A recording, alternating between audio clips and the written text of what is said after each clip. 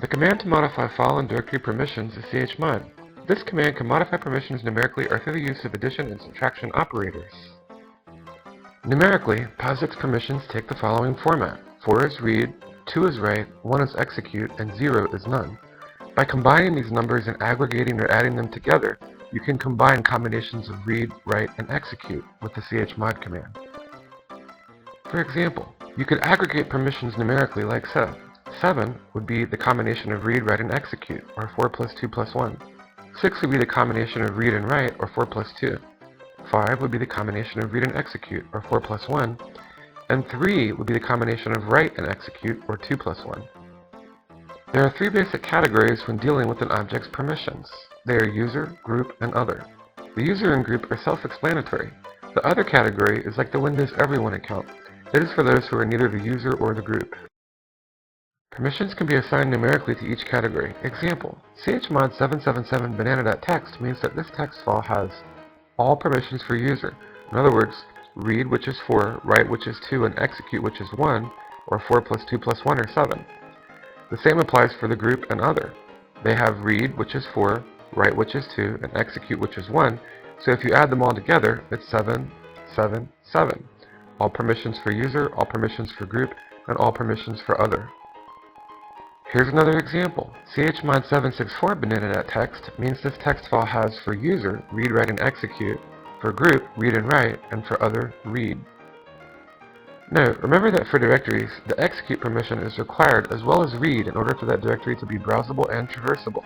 In other words, if you were to apply the read permission for a user or a group, but not the execute, even though the user had read or the group had read permission on that directory, they would not be able to enter the directory or browse it.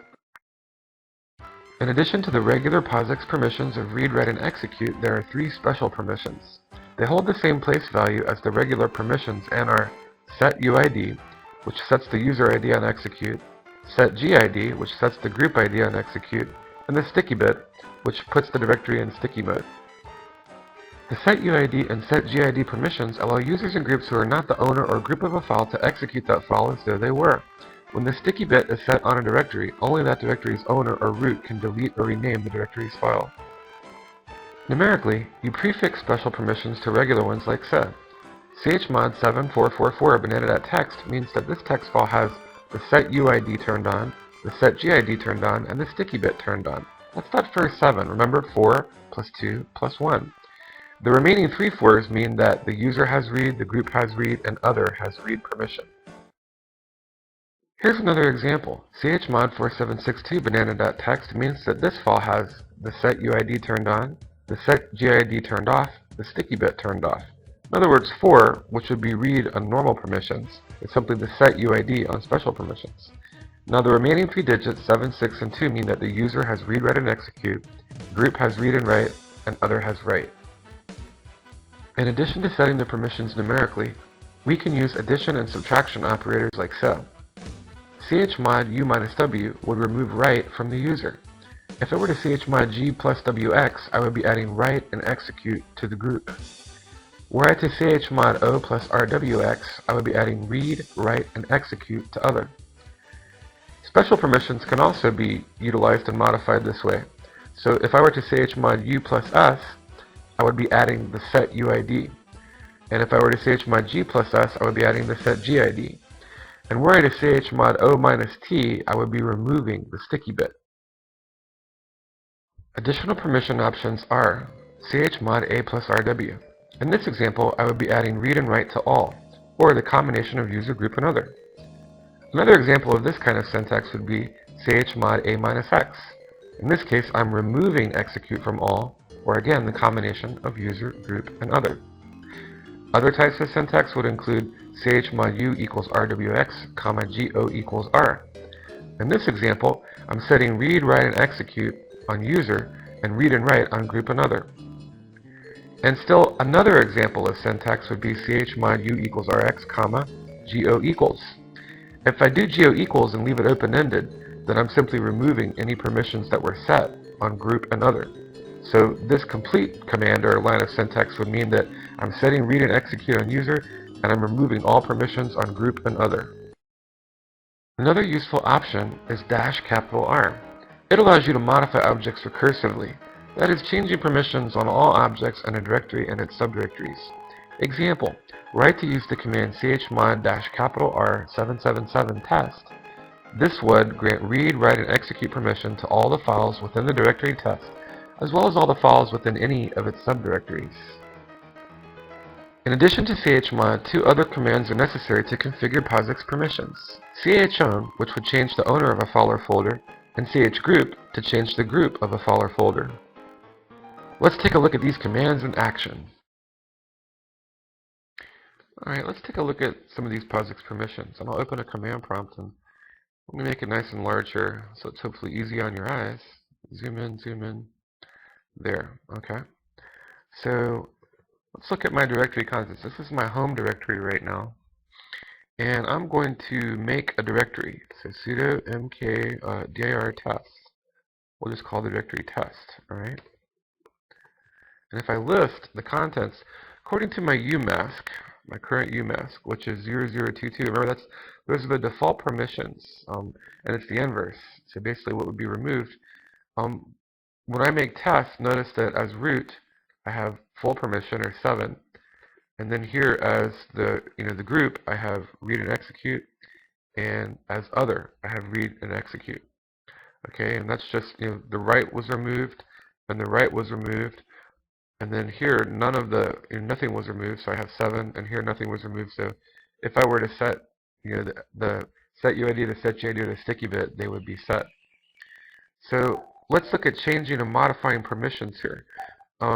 If I wanted to give full permission to the root, in this case me, the owner, and to the group, which is right now also root, and also to other, I would just say sudo chmod 777 test. Alright, and then let's see how that would display.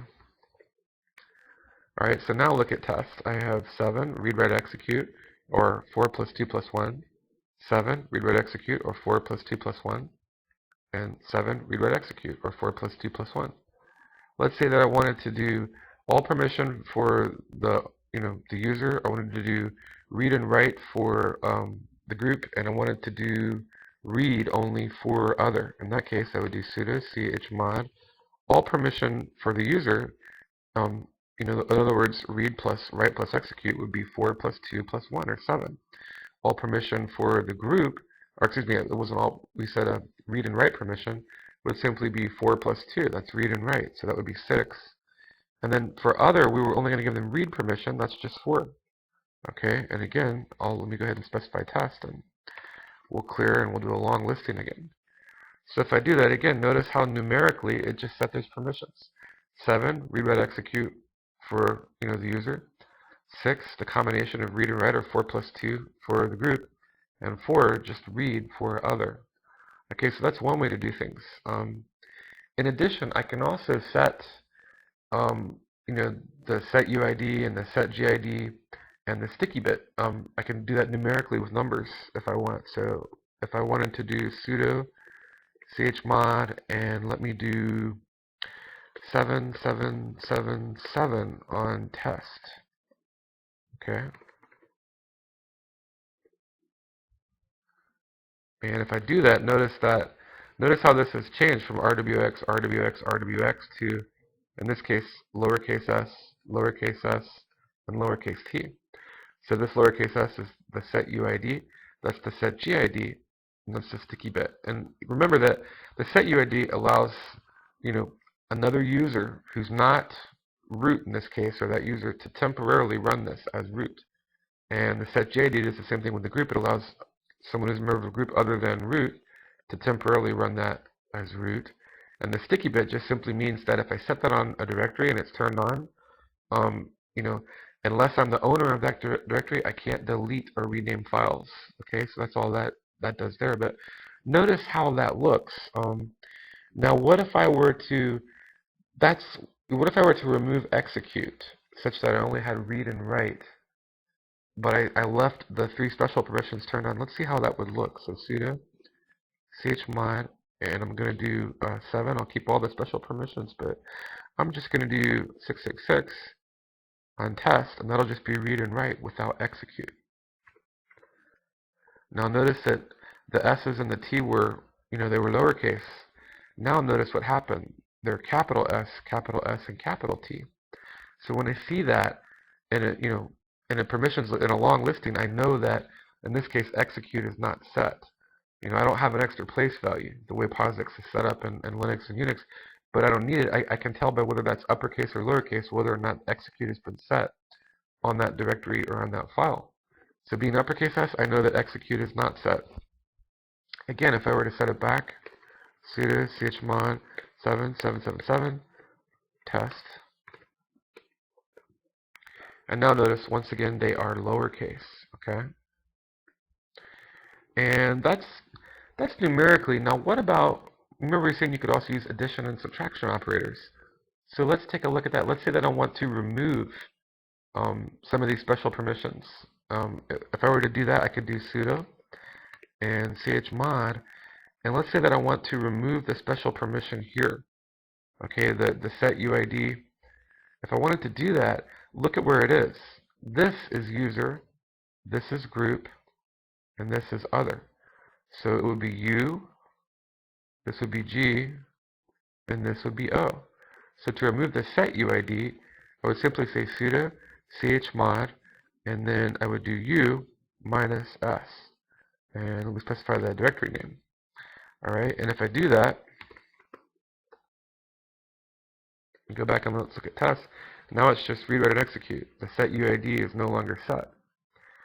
Alright, looking at this example, if that was U and this is G, we would do the same thing, right? So to remove the set GID, I would just do sudo chmod, and in this case, I want to use G minus S, and then specify the directory name.